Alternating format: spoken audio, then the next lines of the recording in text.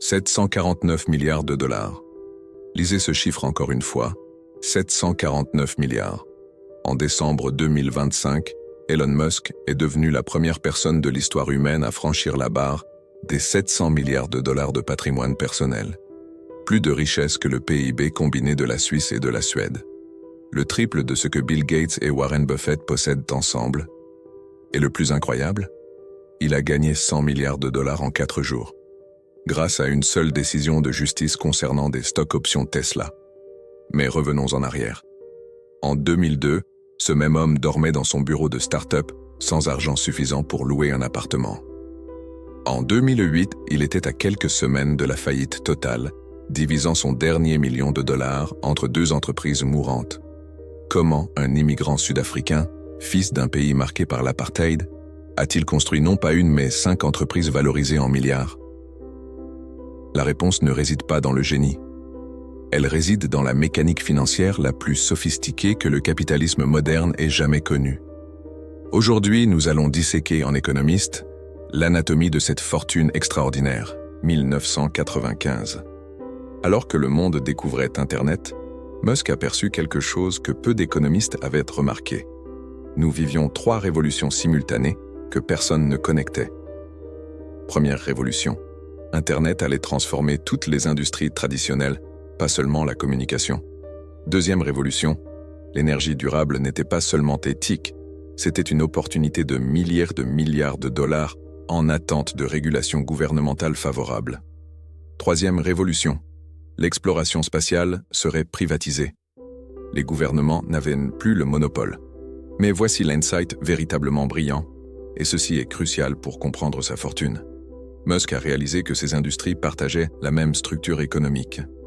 Toutes étaient des marchés avec très hautes barrières à l'entrée, capital intensif, marge énorme pour qui maîtriserait la technologie, protection naturelle contre la concurrence, effet de réseau et économie d'échelle, potentiel de subventions gouvernementales massives. En d'autres termes, c'était des monopoles en attente. Pendant que d'autres entrepreneurs poursuivaient des applications et des sites web, Musk visait ce que les économistes appellent l'infrastructure de plateforme, les fondations sur lesquelles tout le reste serait construit. Et maintenant, mesdames et messieurs, nous arrivons au cœur de la question. Comment transformer des millions en centaines de milliards? La réponse réside dans 4 mécanismes de levier financier que Musk a maîtrisés comme peu d'autres. Levier numéro 1, le cycle des sorties stratégiques, 1999, vente Zip2 pour 307 millions de dollars. Sa part, 22 millions, 2002, vend PayPal pour 1,5 milliard de dollars. Sa part, 180 millions. Mais attention, voici la manœuvre brillante. Il n'a pas diversifié. Il a brisé la règle numéro 1 des finances personnelles. Il a investi tout dans les prochaines entreprises. Risque total, effet de levier total. Levier numéro 2.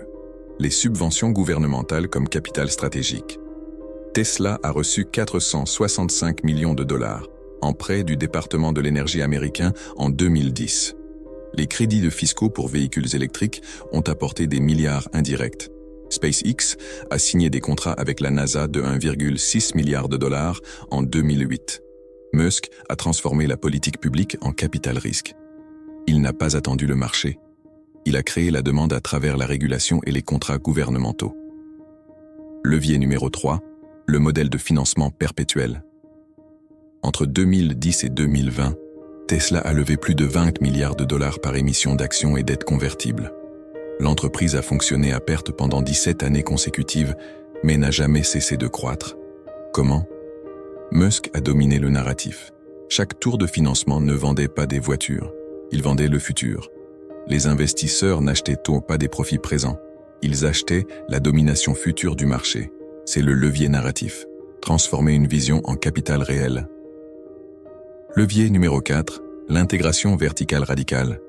Tesla ne achète pas de batteries, elle les fabrique. SpaceX n'achète pas de moteurs de fusée, elle les conçoit. Cette intégration verticale crée 2 leviers simultanés. Capture de marge, au lieu de 20% de marge, capture 60 à 70%. Contrôle de l'innovation. Accélère le développement, réduit les coûts exponentiellement. Du point de vue financier, c'est la différence entre croître de 20% par an et croître de 200% par an. Tout milliardaire a son moment de quasi-mort. Pour Musk, il y en a eu deux. 2008, l'année de l'abîme imaginé. SpaceX a connu 3 échecs consécutifs de lancement. Chaque fusée coûtait 60 millions de dollars. Tesla brûlait 4 millions de dollars par mois sans revenus significatifs. La crise financière a gelé tout crédit. Musk avait 180 millions de dollars restants. Il devait choisir quelle entreprise sauver. Voici la décision qui a tout défini. Il a divisé l'argent en deux. 90 millions pour Tesla. 90 millions pour SpaceX. Il a parié que les deux survivraient jusqu'à obtenir un nouveau financement. En décembre 2008, SpaceX a réussi le 4e lancement. Succès. La NASA a signé un contrat de 1,6 milliard de dollars 2 jours plus tard. Tesla a bouclé un tour d'investissement la veille de Noël. Marge de survie, 72 heures. 2020 à 2025, l'ascension vers 749 milliards. Tesla valait 100 milliards de dollars en 2020, mais ne générait toujours pas de profit consistant. Wall Street pariait contre moins 20 milliards de dollars en position vendeuse, short. Le plus gros pari contre une entreprise de l'histoire. Musk a fait quelque chose de contre-intuitif.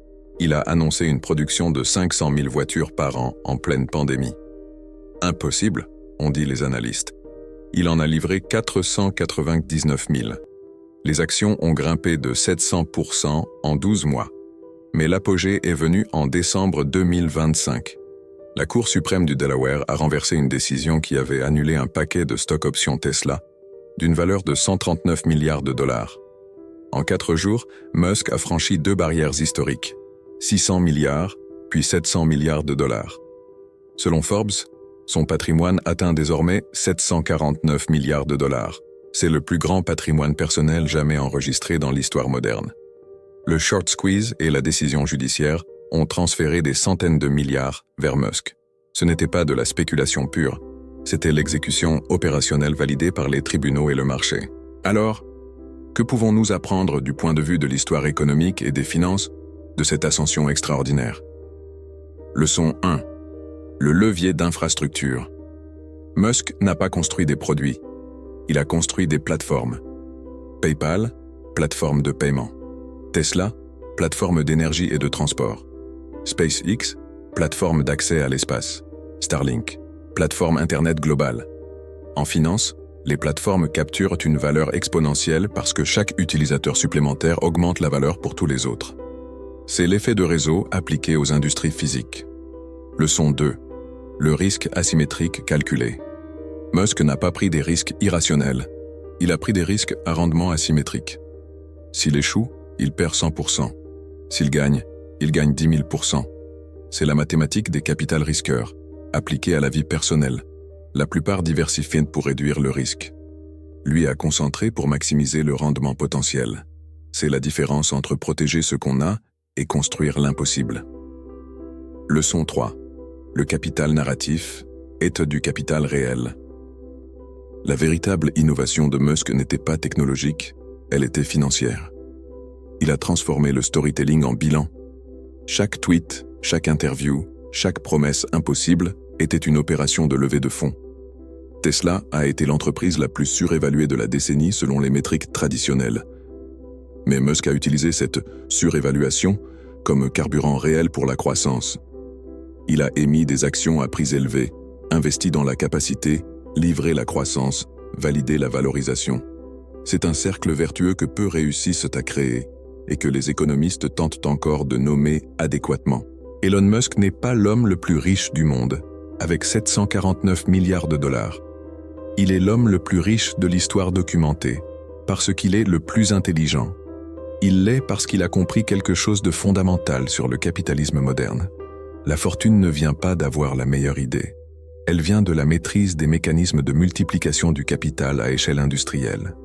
Il a transformé le capital initial en levier gouvernemental, le levier gouvernemental en domination de marché, la domination de marché en contrôle narratif, et le contrôle narratif en près d'1 billion de dollars de valeur personnelle. Le cas Musk révèle aussi quelque chose de profondément troublant sur notre époque. Une décision judiciaire peut créer 100 milliards de dollars de richesse personnelle en 4 jours. c'est la financiarisation extrême du capitalisme, où les structures juridiques et les mécanismes de gouvernance corporative génèrent plus de valeur que des décennies de travail industriel. C'est, du point de vue de l'histoire économique, l'une des exécutions les plus parfaites et les plus controversées d'accumulation de capital que nous ayons jamais documentées. Et voilà, l'anatomie d'une fortune sans précédent.